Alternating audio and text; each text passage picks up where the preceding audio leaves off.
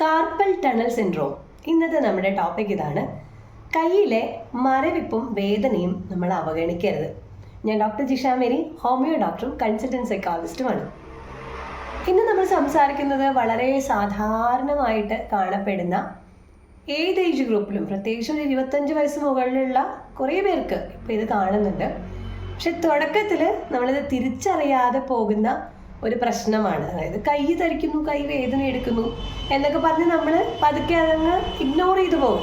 പക്ഷേ ആക്ച്വലി അത് carpal tunnel syndrome എന്ന് പറയുന്ന രോഗത്തിൻ്റെ തുടക്കമാവാം. അതായത് നമ്മുടെ കൈയിൻ്റെ മുട്ടിൻ്റെ ഉള്ളിലൂടെ കടന്നു പോകുന്ന ഒരു ചെറിയ കനാലുണ്ട്, ഒരു ചെറിയ വഴിയുണ്ട്, ഇടുങ്ങിയ വഴി. ആ വഴിയിനെയാണ് നമ്മൾ കാർപ്പൽ ടണൽ എന്ന് പറയുന്നത്.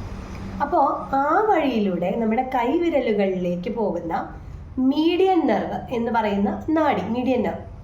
അപ്പോൾ ആ ഒരു മീഡിയൻ നെർവിന് ഏതെങ്കിലും കാരണവശാൽ അതിന് ആ നാഡിക്കൊരു സമ്മർദ്ദം ഉണ്ടാവുമ്പോൾ അല്ലെങ്കിൽ ഒരു പ്രഷർ ഉണ്ടാവുമ്പോൾ ആണ് കാർപ്പൽ ടണൽ സിൻഡ്രോം എന്ന് പറയുന്ന, അല്ലെങ്കിൽ CTS എന്ന് പറയുന്ന സിൻഡ്രോം നമ്മൾ സാധാരണയായിട്ട് ശരീരത്തിൽ കാണപ്പെടുന്നത്.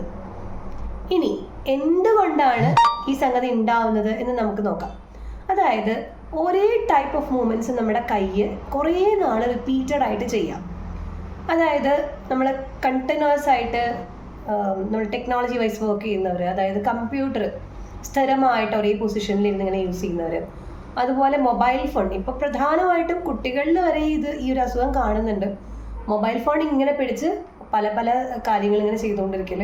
ജോലി സംബന്ധമായിട്ട് ഫോൺ യൂസ് ചെയ്യുന്നവരുണ്ട്, തയ്യൽ ജോലി അമിതമായിട്ട് ചെയ്യുന്നവർ, ഡ്രൈവിങ് അല്ലെങ്കിൽ മെഷീൻ വർക്ക് ചെയ്യുന്നവർ, ഇതെല്ലാം എക്സ്ട്രാ അവനവൻ്റെ കഴിവിൻ്റെ അപ്പുറം വളരെ നാളുകളായിട്ട് ചെയ്യുന്ന ആൾക്കാർ. അതുപോലെ തന്നെ പ്രമേഹം അല്ലെങ്കിൽ ഡയബറ്റിസ് അല്ലെങ്കിൽ തൈറോയിഡ് രോഗങ്ങൾ അല്ലെങ്കിൽ ഫാറ്റി അല്ലെങ്കിൽ അമിതവണ്ണമുള്ള ആൾക്കാർ, സംടൈംസ് പ്രഗ്നൻസിയിൽ, പിന്നെ ആമവാദം, റുമാറ്റോയ്ഡ് ആർത്രൈറ്റിസ്, പിന്നെ വിറ്റമിൻ B12 കുറവ്, അല്ലെങ്കിൽ നമ്മുടെ കൈയിൻ്റെ മുട്ടിനുണ്ടാകുന്ന എന്തെങ്കിലും പരിക്കുകൾ പറ്റുക, അല്ലെങ്കിൽ എന്തെങ്കിലും സ്പ്രെയിൻ പറ്റുക, അങ്ങനെയൊക്കെ കാരണം കൊണ്ടൊക്കെ ഈ കാർപ്പൽ ടണൽ സിൻഡ്രോം കൂടുതലായിട്ട് വരാൻ കാരണമാകുന്നുണ്ട്. ഇനി ഏത് പ്രായത്തിലാണത് കോമൺ ആയിട്ട് കാണുന്നതെന്ന് വെച്ചാൽ 30 വയസ്സ് മുതൽ 60 വയസ്സ് വരെയുള്ള ആൾക്കാരിലാണ്. പുരുഷന്മാരെക്കാൾ കൂടുതൽ സ്ത്രീകളിലാണ് കൂടുതൽ കണ്ടുവരുന്നത്. സോ സ്ഥിരമായിട്ട് അടുക്കളയ്ക്കാണെന്ന് ഇങ്ങനെ കലമെടുത്ത് പൊക്കി വെക്കലും ബക്കറ്റ് എടുത്ത് പൊക്കി വെക്കലും അങ്ങനെ ഹെവി ആയിട്ട് ഏത് നേരം വർക്ക് ചെയ്യുന്നവർക്ക് ഭയങ്കര പെയിൻ ആയിരിക്കും, അതിൽ ഉറങ്ങാൻ കൂടി പറ്റില്ല. പക്ഷെ തുടക്കം എന്ന് പറയുന്നത് ചെറിയ ചെറിയ ലക്ഷണങ്ങളേ ഉണ്ടാവുള്ളൂ. അതായത് നമ്മുടെ തള്ളവിരല്, ചൂണ്ടുവിരല്, നടുവിരല്, ഇതിലൊക്കെ സൂചി കുത്തുന്ന പോലെയുള്ള ചെറിയൊരു ഷോക്ക് അടിക്കുന്ന പോലെയുള്ള ഒരു വേദന. അത് കഴിഞ്ഞ് ചെറിയൊരു മരവിപ്പ്, ഒരു തൊട്ടാലറിയാത്ത പോലെയുള്ള ഒരു സംഗതി ഉണ്ടാവും. പിന്നെ ഈ ഒരു ചെറിയ ഒരു എന്താ പറയുക, രാത്രിയിൽ ഇങ്ങനെ വേദന വരുന്നുണ്ടോ എന്നൊരു സംശയം. പിന്നെ പിന്നെ പിന്നെ രാത്രിയിൽ നമുക്ക് കെട്ടക്കാൻ പറ്റാത്ത രീതിയിലുള്ള വേദനയാവും.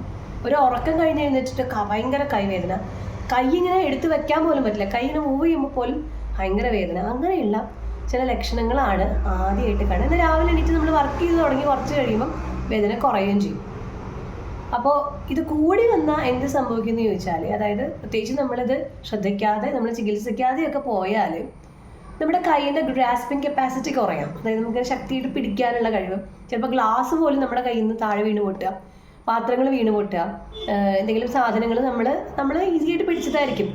പിന്നെ പിന്നെ പോയിട്ട് നമുക്ക് ഷർട്ടിൻ്റെ ബട്ടൺ ഇടാൻ പറ്റാണ്ടിരിക്കുക, ഹുക്ക് ഇടാൻ പറ്റാണ്ടിരിക്കുക, പേന് പിടിച്ചിട്ട് എഴുതാൻ പറ്റാതിരിക്കുക, മുടി കോമ്പ് ചെയ്യാൻ പറ്റാതിരിക്കുക. അങ്ങനെ പതുക്കെ പതുക്കെ നമ്മുടെ കയ്യിലെ മസിൽസ് ക്ഷയിച്ചു വരുന്ന, ഡിസ്ട്രോയ് ചെയ്യുന്ന ആ ഒരു കണ്ടീഷനിലേക്ക് വരെ ഇത് എത്തിച്ചേരാം. അപ്പോൾ സ്വാഭാവികമായിട്ടും നമ്മുടെ ദൈനംദിന ജീവിതത്തിൽ ഇത് ഭയങ്കരമായിട്ട് ബാധിക്കും. അപ്പോൾ എന്താണ് നമുക്ക് ഇതിന് ചെയ്യേണ്ടതെന്ന് ചോദിച്ചാൽ ചികിത്സ തന്നെയാണ്. ആദ്യം നമ്മളിതിനെ തിരിച്ചറിയാം. ചുമ്മാ ഒരു മരവിപ്പും കൈവേദനയല്ല. അപ്പോൾ അതിന് കാരണം ഉണ്ടെങ്കിൽ ആ കാരണം നമ്മൾ തിരിച്ചറിയാം. അപ്പോൾ കൃത്യമായിട്ട് തുടക്കത്തിൽ ചികിത്സ ചെയ്ത് തുടങ്ങിയാൽ ഒത്തിരി ഇതിന് റിസൾട്ട് ഉണ്ട്. പക്ഷേ ഇയേഴ്സ് ആൻഡ് ഇയേഴ്സ് നമ്മളത് ഇഗ്നോർ ചെയ്ത് പോയാൽ അതിൻ്റേതായ പാർശ്വഫലങ്ങളും നമ്മൾ ഇത് അനുഭവിക്കേണ്ടതായിട്ട് വരും. അപ്പോൾ അലോപ്പതിയിൽ ഇതിൻ്റെ ചികിത്സ എന്താണെന്ന് വെച്ചാൽ റിസ്റ്റിന് സ്പ്ലിൻറ്റ് കൊടുക്കും, അതായത് ഒരു സപ്പോർട്ട് കൊടുക്കും റിസ്റ്റിന്, നമ്മുടെ ഈ ഒരു ജോയിൻറ്റ് സപ്പോർട്ട് കൊടുക്കും. അതുപോലെ ആൻറ്റി ഇൻഫ്ലമേറ്ററി സ്റ്റിറോയിഡ് ഡ്രഗ്സ് ഉണ്ട്, അത് യൂസ് ചെയ്യും.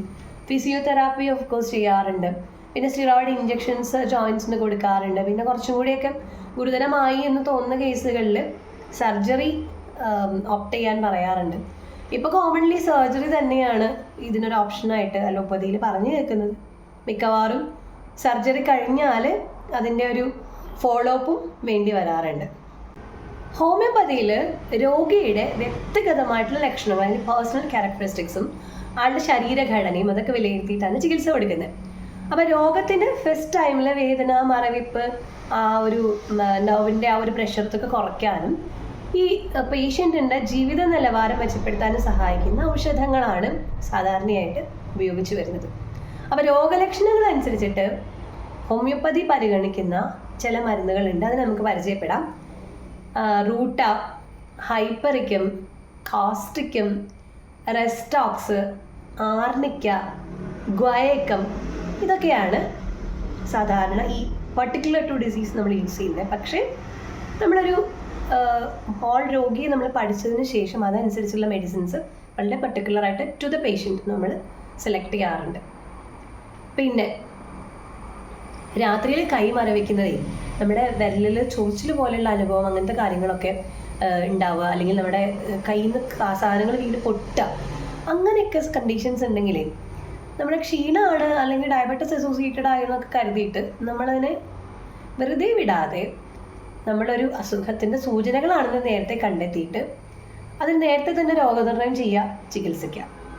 കൃത്യമായിട്ട് ചികിത്സ കൊടുത്താൽ ഈ സർജറി നമുക്ക് അവോയ്ഡ് ചെയ്യാൻ പറ്റും. അത് നമുക്ക് ഉറപ്പ് തരാം. ഓക്കെ, അപ്പോൾ നേരത്തെ തന്നെ ചികിത്സ എടുക്കുക.